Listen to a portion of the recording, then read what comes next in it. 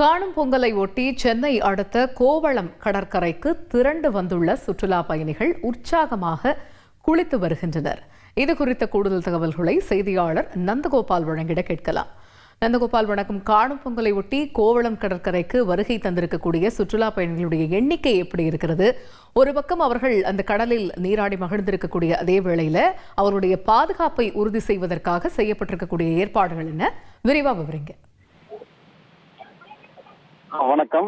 காணும் பொங்கலை ஒட்டி இன்று கோவளம் கடற்கரை மற்றும் முட்டுக்காடு படகுக்குளம் உள்ளிட்ட பகுதிகளில் ஏராளமான சுற்றுலா பயணிகள் படையெடுத்த வண்ணமாக இருந்து வருகிறது. இன்று காலை முதலே கிழக்கு கடற்கரை சாலை, முட்டுக்காடு படகுக்குளம் மற்றும் கோவளம் கடற்கரை உள்ளிட்ட இடங்களில் சுற்றுலா பயணிகளின் வருகை அதிகமாக காணப்பட்டது. தற்போது நம்ம இருப்பது இந்த கோவளம் கடற்கரை. அந்த கடற்கரையில ஏராளமான சுற்றுலா பயணிகள் குழந்தைகளுடன், அந்த குழந்தை கோட்டியுடன், அதாவது பொதுமக்கள் மற்றும் சுற்றுலா பயணிகள் ஏராளமாக படையெடுத்து அந்த கடல் நீரில் நீராடி மகிழ்ந்து வருகின்றனர். அதுபோன்று முட்டுக்காடு படகுக்குளமில் காலை முதலே சுமார் 3000க்கும் மேற்பட்டோர் இதுவரை அந்த முட்டுக்காடு படகு சாரி செய்து வருகின்றனர். அது சென்னை ஒட்டி உள்ள இந்த கோவளம் மற்றும் முட்டுக்காடு படகுக்குளமில் தற்போது செங்கல்பட்டு மாவட்டத்துக்கு உட்பட்ட காஞ்சிபுரம், தாம்பரம், கோயம்பேடு உள்ளிட்ட பல்வேறு வாகன பகுதியிலிருந்து கிழக்கே கடற்கரை நோக்கி வாகனங்கள் படையெடுத்த வண்ணமாக வந்து வருகிறது.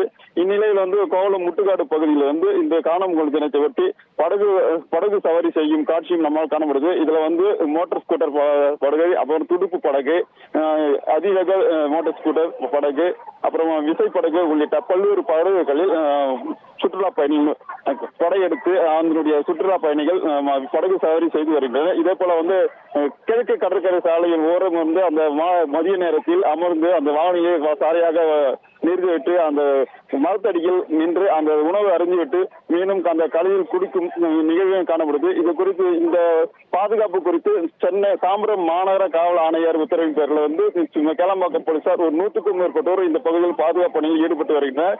இந்த கிழக்கு கடற்கரை சாலை, செக் போஸ்ட் உள்ளிட்ட இடங்களிலும் போலீசார் பாதுகாப்பட்டு வருகின்றனர். அது தேவையில்லாமல் வரும் வாகனங்களை அந்த வாகனங்கள் கிழக்கரை நிற்க விடாமல் திருப்பி அனுப்பியுள்ளனர். தற்போது இந்த படகு சவாரி செய்து வருவது இந்த பகுதியில் ஏராளமான கூட்டம் அதிகரித்த வண்ணமாக இருந்து வருகிறது. கடந்த ஆண்டை விட இந்த ஆண்டு தரும்போது கூட்டம் நெரிசல் குறைவாக இருப்பதாக தெரிய வருகிறது. கள தகவல்களுக்கு நன்றி நந்தகோபால். கடந்த ஆண்டை காட்டிலும் இந்த ஆண்டு மக்களுடைய கூட்டம் என்பது சற்றே குறைவாக காணப்படுகிறது என்பது ஒரு களத்தகவலாக இருந்தாலும் அனைவரும் பாதுகாப்பாக அந்த பகுதியில் மகிழ்ந்து இருக்க வேண்டும் என்பதே அனைவரது எதிர்பார்ப்பாக உள்ளது.